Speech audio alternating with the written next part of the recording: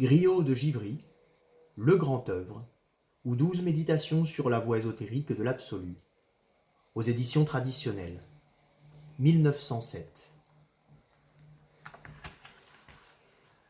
Les 3 premières méditations. Méditation première. Le subjectum artis. Nicolas Valois l'alchimiste a dit : la science des philosophes est la connaissance de la puissance universelle des choses.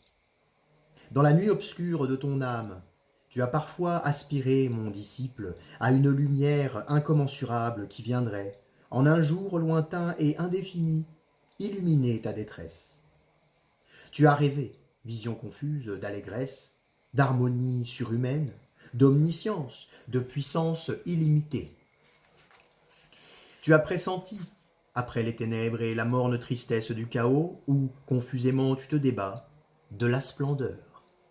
Et voici que la ligne d'horizon de ta vie s'empourpre et te laisse entrevoir quelque chose de meilleur et de plus parfait. Empresse-toi de te diriger vers cette lueur encore indécise. Suis-la, cette étoile des mages qui se lève pour toi et qui va te conduire, si tu ne la quittes du regard, vers le maître du monde. Livré à toi-même, tu t'es caractérisé par le désordre des idées et le désordre de tes actes. Le spécifique à ce désordre est la rentrée en toi-même. La rentrée en toi-même exige l'effort de volonté continu et durable. L'effort de volonté continu et durable nécessite une règle de vie. La règle de vie comporte une série d'actes spirituels qu'il te faut accomplir scrupuleusement. La première norme, qui résume toutes les autres, c'est le désintérêt des dires et des actes des hommes. Enveloppe-toi d'indifférence comme d'un manteau. Voilà la clé de la vie magique. Libère-toi des contingences. Délivre-toi de toute illophilie. Enferme-toi dans ta pensée et dans ta science. Sois le solitaire, le vrai Monias, sanglier solitaire. Construis-toi une cellule dans ton propre cœur. Accepter une vie obscure lorsqu'on est affamé de gloire, c'est le summum de la perfection alchimique. Ainsi, rigoureusement, les saints ont accompli le grand œuvre.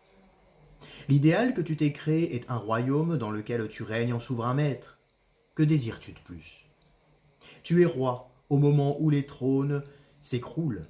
Tu es sacerdote au moment où les hiérophanies chancellent. Évite la foule, méprise le peuple, méprise la masse, fuis les faces patibulaires, l'être d'exception seul est digne de ton intérêt. L'expansion populaire n'est considérable que hiérarchisée. Une foule disciplinée a construit le monument occulte par excellence, le monument qui ne projette pas d'ombre, la pyramide.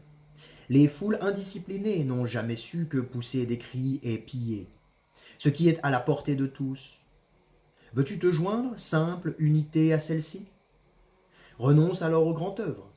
La voie de l'absolu ne s'ouvrira jamais pour toi. Vouloir posséder la sapience est en même temps l'approbation populaire, c'est la dérision. Agir consiste aussi à ne pas agir, a dit Lao Tzu. Souviens-t'en. Lorsque la foule hurle et bataille au dehors, toi, mon disciple, veille sur l'anator de ton âme. Et ne t'immisce pas dans les advéliations et les luttes.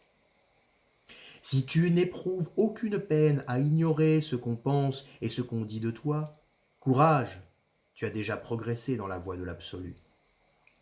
La réputation n'est rien. Le témoignage seul de la conscience importe.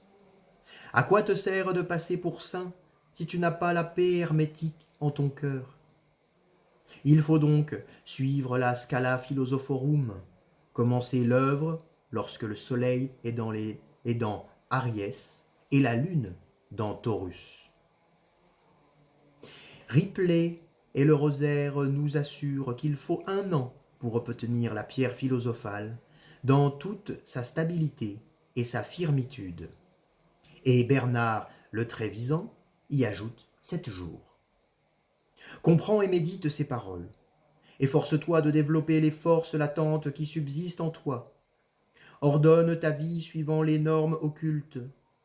Tu es la matière même du grand œuvre. Albifie-toi, spiritualise-toi, purifie ton astralité, dégage-toi des ombres cimériennes. Mais si tu préfères t'abandonner au hasard des événements, pleure alors sans espérance. Tu ne connaîtras que l'insuccès et les désillusions, et tu n'entreras jamais dans l'assemblée des philosophes.